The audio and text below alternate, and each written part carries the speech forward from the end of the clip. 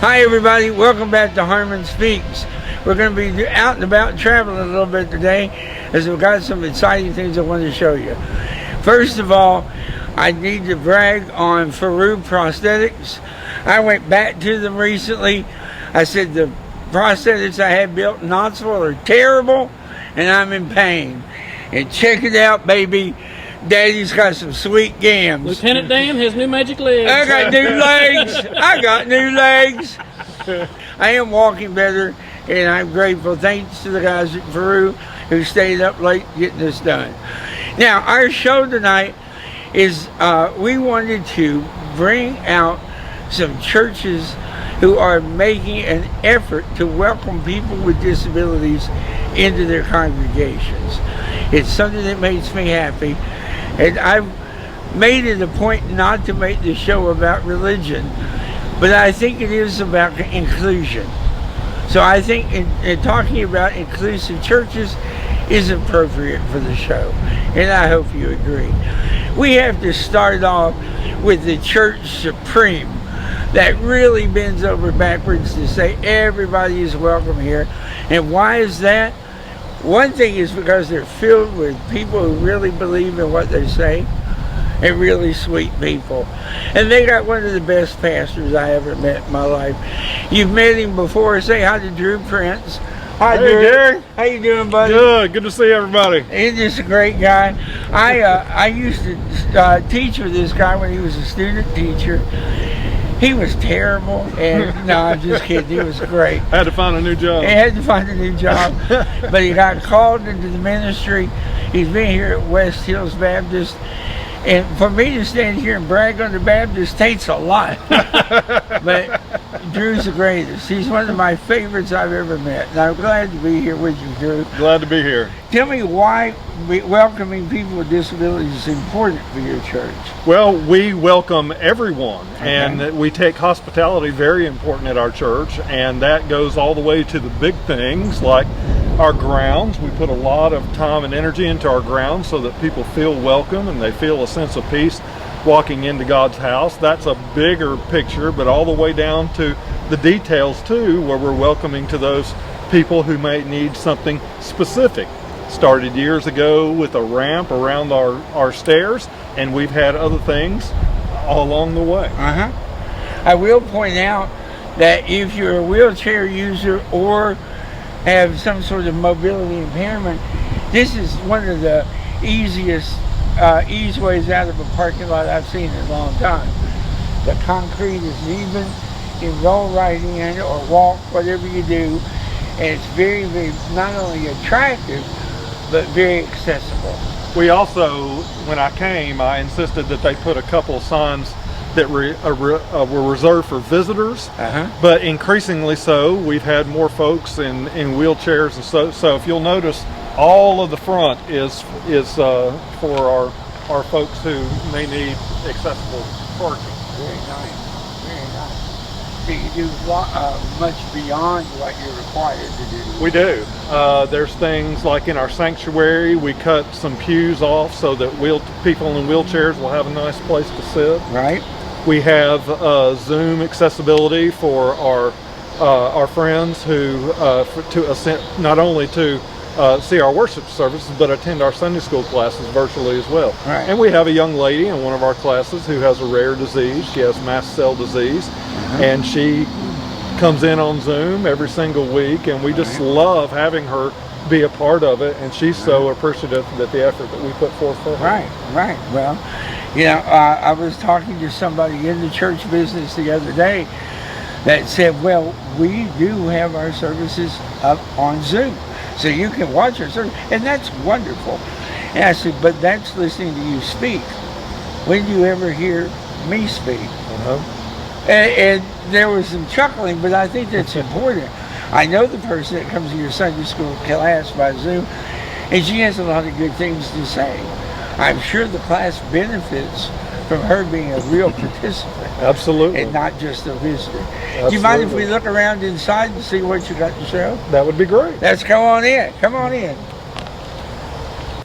So when we have folks walk into our sanctuary, in the very middle aisle, the very first thing that they see is space that is available for folks who might be in wheelchairs or need extra space. Okay. How many spaces do you think you have here for wheelchairs? There's 4 pews that have been modified. Okay, okay. So on each pew row, there's about 2 seats, right? Uh-huh.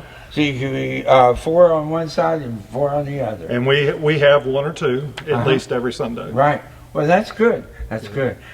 It seems to me that if you are in a wheelchair and you go into a sanctuary like this and they don't have this kind of space, what it's telling me is that you're just not, there's no room for you. So I think this is wonderful.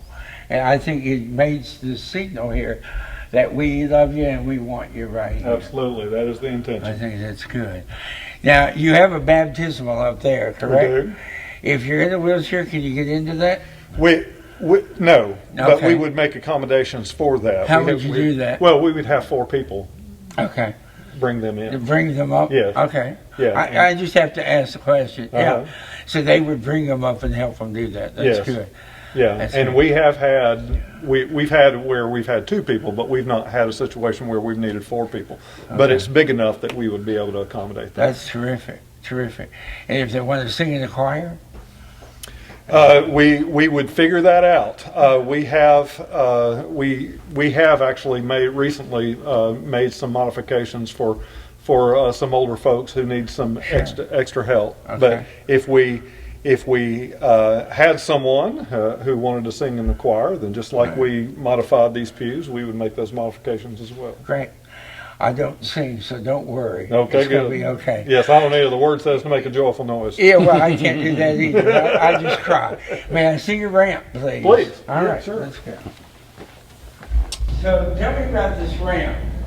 Well, this is probably where our journey started 28 years ago, when we recognized that we had some steps that would be difficult for some people to get up. So we built this ramp around our steps. And the reason I remember it so vividly is that it was when my wedding was about to start, and I was afraid it was still going to be under construction and my wife would be mad at me, but it took much longer to do. So it all worked out very well. So we have folks use this every single Sunday. I find it so interesting that in the middle of the ramp, you built an area where you can sit, read, study, talk, relax, whatever you want to do. Yes, we chose What was this, the idea behind this? we chose this space to be our library for those same reasons. Okay, and so this is just where you can sit, read, and think, huh? That is correct. It's almost like you value the people who use this ramp. We very much do. Well, We very much do. Everybody deserves to be welcomed, and everyone deserves to feel when they walk into a family of faith that they get the message not only from me from the pulpit, but from our people in the building, that what happens to you matters to me. Right. People have heard me say that from Right. the pulpit many times. What happens to you matters to me. It's a very personal thing. Yeah. Well, I'm impressed, buddy. Thank you. You're welcome. We're going to walk on up to the top. Is that all right? Now I want to walk down here. I want to Now say I want to something. go up here real Okay. quick. Come on up. Come on. Okay. See, the great thing is in a lot of churches and other buildings, you don't think of 3 or 4 steps as being a barrier. But if you're in a wheelchair or a rollator or just have trouble walking, this says go home. And I've tried to make this point to several churches that when I come in and I find out I can't go through, I go to Cracker Barrel. Right? I'm not going to crawl up the stairs. So I think it is just really important you put the ramp in here. And I appreciate it. It was a labor of love. Well, and I appreciate that. Let's see that mural. Okay? This is my favorite part of the church because we have the mural that shows Jesus with children, and it says he took the children in his arms and blessed them. And I think anybody would want to make sure and have some diversity, and you see that, but as you go, you also say that we include someone with a disability. And that is just, I think, a wonderful, wonderful statement that our church makes about how we want to be welcoming to everyone. I think that's wonderful. I think that's, I may cry. I think that's a lovely thing. As the great thing is, this is where the school is, correct? That's correct. So kids are going to come by all the time and say, even if I have a disability, Jesus wants me to come to him too. That's a nice message. That's correct. And this past school year was the first year we had a little boy with spina bifida. So he's not in a wheelchair, but he's on a walker. Right. And how great is it for him to see this when he walks by and feel like he's a part of everybody else. Yeah.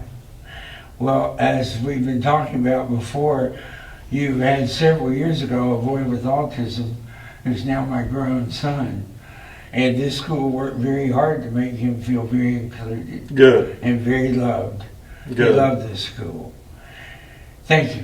Well, you're welcome. Well, there's one other thing I got to add, Gary, and that is that several times over the years we've had this guy named Gary Harmon come speak to us, and it's always a fantastic thing our church family looks forward to, and we're looking forward to the next time as well. I'm always here. All you got to do is call me. I'll be over here. You got it, man. I really appreciate what you're doing here.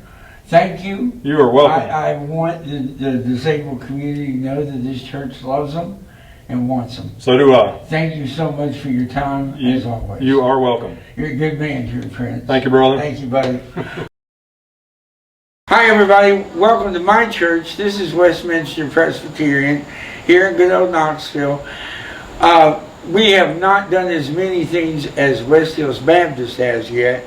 That's why I wanted to brag on them first. But our church is beginning to respond, and I think they deserve some kudos for that. I'm very proud of them. Now, I'm not going to get into any theology, but I do want to say that one of the reasons I love this church is because this door is open to everybody. If you want to come in and be a part of the church, you are welcome. It doesn't matter your skin color. We don't care where your family's from. We don't care who you love, what you do. I don't care what party you are. None of that stuff is interested to us. We simply want you to come and help us figure this theology thing out. So come on in, let me show you what we're doing and what we need to do. Thank you. As you can see here, we've had 2 pews shortened. That's good. I turned my back to the camera. That's good. We had 2 pews shortened, and we've got 2 spaces here for 4 different wheelchairs. This has been argued about for about 15 years, I think. We've been trying to do this for a long time. I don't know what took it a long time. I don't know. I am gladly not a part of the bureaucracy, so I don't know. And I do know that they're going to do something similar on the other side. Let me point out a few things I think they did well. First of all, you'll notice this is not in the back of the church. Now, that's not a punch at West Hills. They've done a nice job. But I like the fact that in this church, we're putting the folks who are wheelchair users in the middle of the congregation, where they're not in the back, they're not in the very front. They don't have to be conspicuous, but they're clearly being embraced as a part of the congregation. I think that's nice. And I'm not sure exactly where they're going to go over the other side, but wherever they are, it's an improvement. Now, I have come to this church in a wheelchair before. Several years ago, I was having some leg problems, and I had to stay out of my prosthetics for a while for the legs to heal. And when I came in my wheelchair, they parked me right behind a pillar like this. And I could see this white pillar. And if I did this the whole time, I could see the service. But who's going to sit there this way the entire service? And then you put your big head in front of somebody else, and it's just a mess. So to me, sitting a person with a wheelchair behind a pillar like this means we don't really want you to be here. And I told the pastor selection committee when they asked what changes we'd like to see in the church, I told them that I want us to send a clear signal that we are accepting of people with disabilities. And they said, well, we are. You've been a member for years. No, That's not what I mean. Yes, I have been, and I love this place. One does not a member make. One is not a whole set of members, right? You want to be open and inviting to everybody. And this is only a beginning. We can't say, whoa, we've done it now, isn't that great? We've got a lot more to do. All right, come here and I want to show you something that I want us to work on. We still have a long way to go here at Westminster to make the building really open and accessible. And we're aware of that. The church knows that these pew cuts are only a beginning. One thing I'm hoping for, and I'm going to go ahead and say it and put it out into the internet world, is I want us to have an elevator.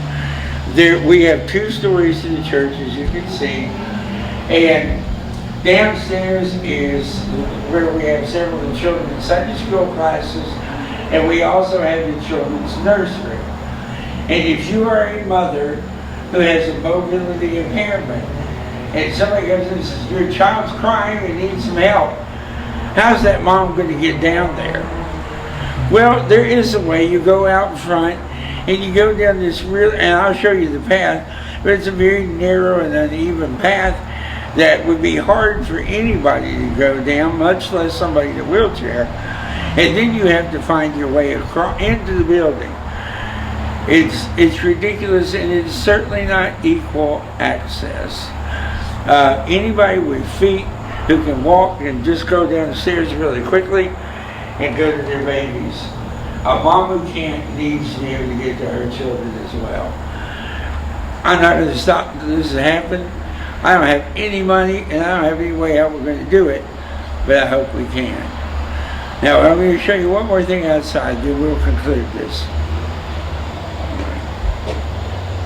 So if you're a parent and you have a mobility impairment and you're upstairs in the church and you want to go downstairs maybe to where the nursery is, maybe your child needs a little attention, you're going to come out the door, roll down the sidewalk here, and now keep in mind, this is Knoxville, it rains a lot, in the winter it snows, and this would be slick, wet, and treacherous for anybody with mobility impairment, including me. But they come down this way.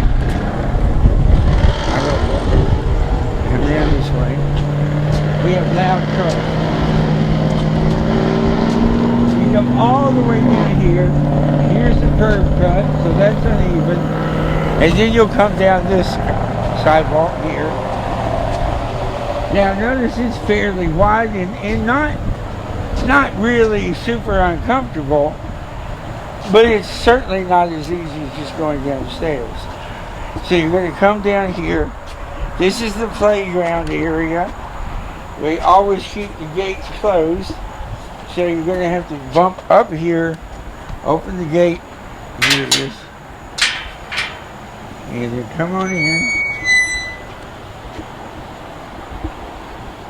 And it's got a cushy ground padding here, which for wheelchairs will probably be hard to maneuver. It's good for the kids who fall, but anyway. And you'll come on around here. Now there are some doors on the side. Somebody might open those up for you, but if they don't, you'll come down here and go to this door back here. That's not equal access. That is a long way from what a footed parent would do, where they would just dance down the stairs and they're in the nursery. We have to do better. Every place needs to do better. We are people with disabilities. We're great numbers. We're more numbers every day. And we're not going to stay at home. We're not going to refuse to get out in public. We are going to want to go to church. We're going to schools. We're going to go to work. And we're going to be full members of society. It's time for everybody to open the doors and make it equal access. I'm proud of these 2 churches, and there are many others in Knoxville who are making changes. I can't do an exclusive list. There are a lot of them, and I'm thankful for all of them, including mine. but the work is just beginning. It is not finished.